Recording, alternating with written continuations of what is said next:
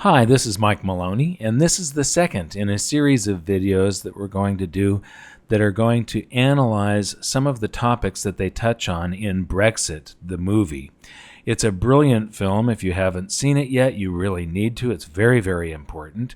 And if you know anybody in Great Britain, or in fact, if you know anybody that knows anybody in Great Britain, please send this to them. As many people in Great Britain need to watch this as soon as possible. Time is of the essence. It's a very important film, and it will help determine their future and the future of the European Union. Anyway, about 12 minutes and 40 seconds into the film, the host is walking around one of the big buildings of the European Union.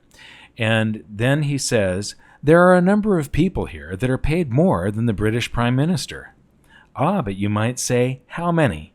4? 10? 100? 10,000. There are 10,000 people here that are paid more than David Cameron. That's 1 in 5 of everyone who works for the EU. So I find that rather astounding. 1 in 5, that means 20% of all EU employees, and there's thousands of them, make more than the British Prime Minister. This is just crazy, but they can't be voted out of office. They have nothing to worry about, so voting themselves raises sounds like a pretty good idea. This just got me thinking. I was doing some research a few years back for a potential newsletter that I was thinking about writing. And I was looking at on the Federal Reserve's website. So this is, again, the St. Louis Federal Reserve, their economic research department, which is called the St. Louis Fred, the research department. But this is all employees of the government. However, it's not. They call it all employees, but it excludes all military, including CIA, FBI, the intelligence agencies, the NSA, and so on. They're all excluded from this count here. So if you added the military to this, it would probably be more than double what it's showing here. But we've got over 22 million. This is in thousands. So it's 22 million people working for the government right now in the United States. And then I took a look at the total population, and this is all ages, including the armed forces overseas. And then I took these two graphs, and I made one graph out of them where I lay them on top of each other, and then I moved the employees up so that when the graph starts in 1949, or 1952, I'm sorry, I wanted the two lines to overlap, because what I want to show here is how government is growing at a faster rate than the general population. The only good news here is that it looks like this could be a topping pattern.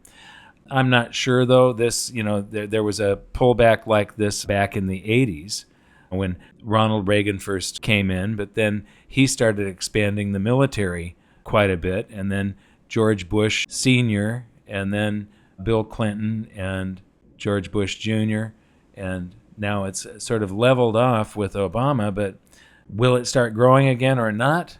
I don't know, but what I do know is that for every government employee back in 1952, there were 23 citizens, 23 civilians that one employee served. Today, there's only 13 citizens for each government employee. So that's a very large growth in the size of government. It's a very dangerous trend. And if you saw last week's video, it explains how government can't give us anything that is a net positive for society. It always has to come at a net loss for society, because when they pay these people, they have to get paid out of either taxes or the inflation tax. So there's two different ways that we fund government. We fund it through either direct taxation, where we take currency from people that produce, and we give it to all of these people that work for the government and politicians and so on, and then it finally comes spitting out at the other end. Or we give it as social programs directly to the population, but after passing it through the government and losing a whole bunch of its purchasing power. Or the other way that we fund it is through deficit spending, and that is called the inflation tax. It comes back to us either way. Whenever they want to do something that's going to cost $1 in government, it's going to end up costing the taxpayer, or through inflation tax, it's going to cost society $2 to do that government project that's going to produce $1. And so everything that government does comes at a net loss for society. We are poorer after having the government do something for us.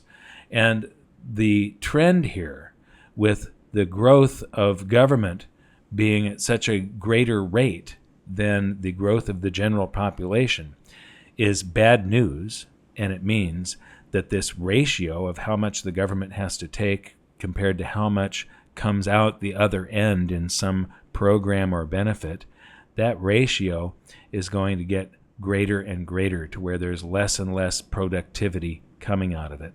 Thank you very much for listening, and we'll see you next time. If you got something from this, please like it and share it. Thank you.